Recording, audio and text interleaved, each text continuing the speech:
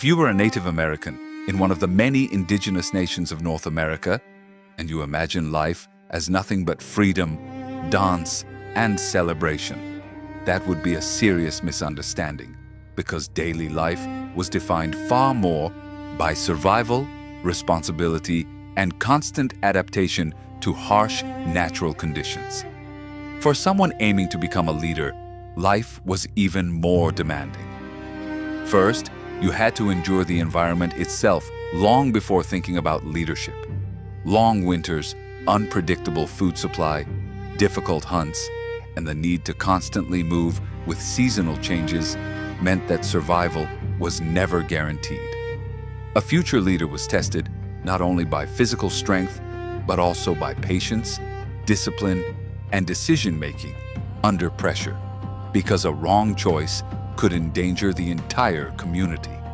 In times of conflict, warfare was not about large structured battles, but often about raids, ambushes, and sudden strikes, requiring both courage and strategic thinking. A warrior had to remain calm under extreme stress, because panic could destroy not just themselves, but their group. Leadership was never officially granted. It was earned. People accepted a leader based on behavior, reliability, and how they acted during crises, rather than titles or inheritance.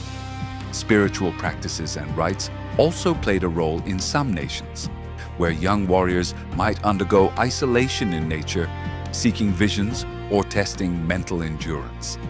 These experiences were less about fantasy and more about psychological strength and self-control. However, it is important to understand that there was no single Native American culture. There were hundreds of distinct nations, each with its own language, beliefs, and systems of leadership. Popular media often reduces this reality to constant dancing or freedom. But in truth, those elements were only small parts of life. The reality was a constant balance between survival, responsibility, conflict, and community duty. Ultimately, becoming a leader meant carrying the weight of both the land and the people.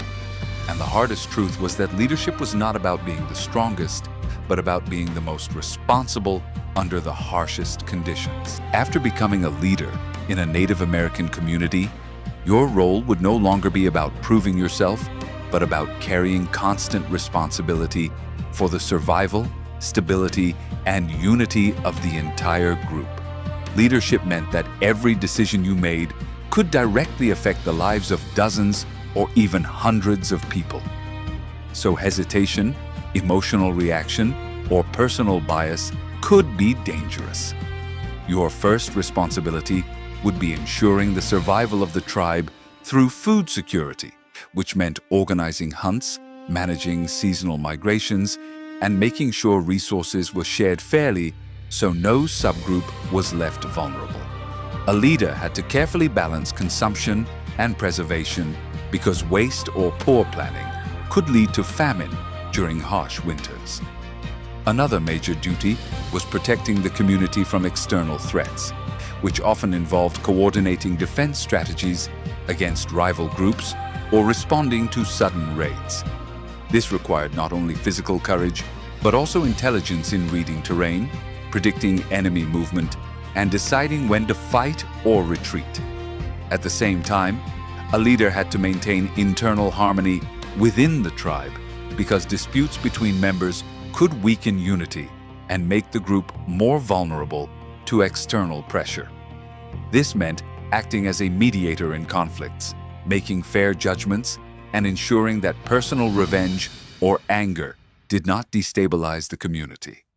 Spiritual and cultural responsibilities were also important, as leadership was often tied to maintaining traditions, guiding rituals, and respecting the beliefs that held the group together.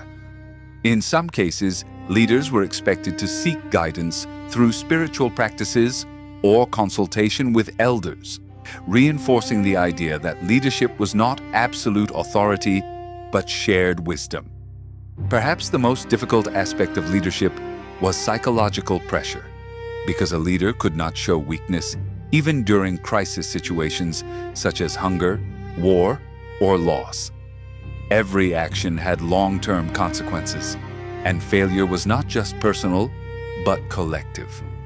Ultimately, leadership in such a context was not about power or dominance, but about constant sacrifice, where the leader existed not above the people, but under the weight of responsibility for their survival and future.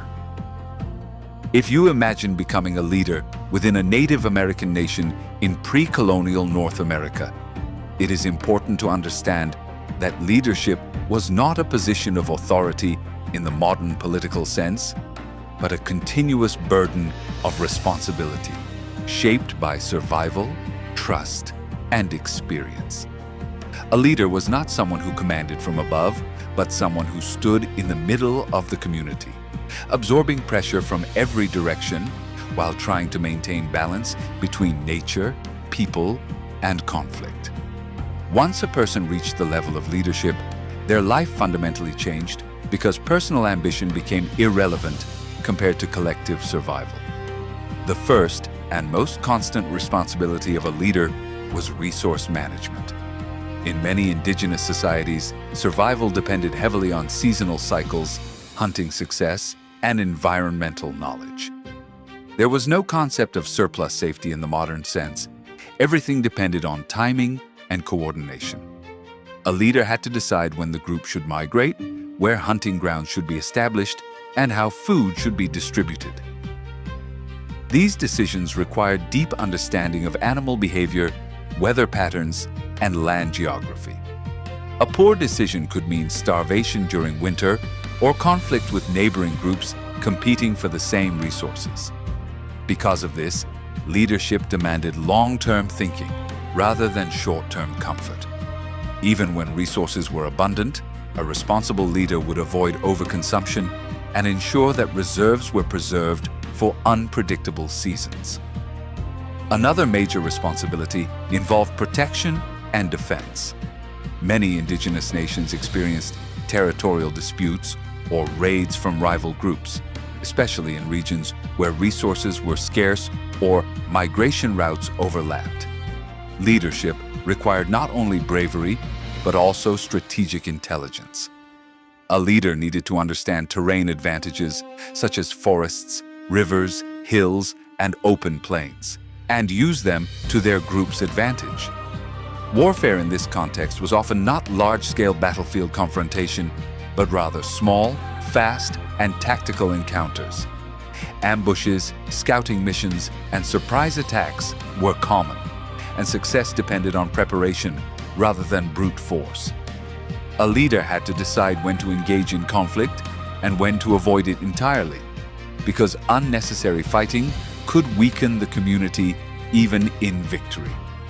Internal stability was equally important as external defense. A community could collapse from within if disputes, jealousy, or mistrust were not managed properly. Leadership therefore involved constant mediation between individuals or families. Arguments over resources, personal conflicts, or accusations of wrongdoing had to be resolved in ways that preserved unity. Unlike modern legal systems, justice was often based on restoration rather than punishment. A leader's decision had to be accepted as fair by the majority, or their authority would weaken. This meant that leadership was not enforced through force, but through reputation and trust. If people stopped believing in the fairness or wisdom of a leader, their influence would quickly disappear. Spiritual and cultural responsibilities also played a central role. Many indigenous nations viewed leadership as connected to spiritual balance rather than political authority alone. Rituals, ceremonies, and oral traditions helped maintain social cohesion and cultural identity. A leader often participated in or guided these activities, ensuring that traditions were preserved across generations.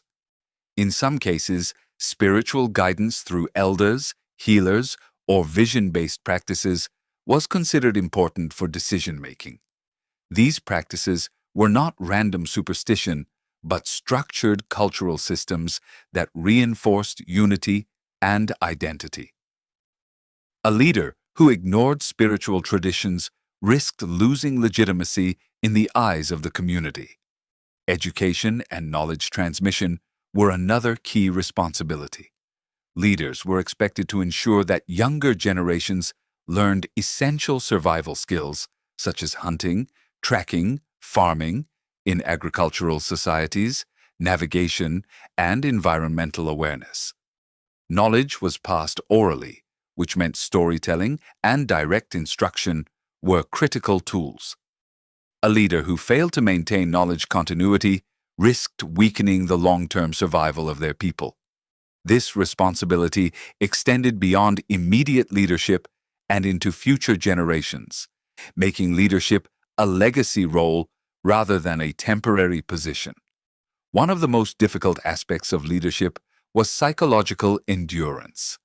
A leader had to remain composed during crises such as food shortages, natural disasters, disease outbreaks, or conflict. Emotional collapse or visible panic could spread fear throughout the community, potentially causing disorder. This required strong self-control and resilience. Leaders often carried the emotional burden of decisions that could result in loss of life, knowing that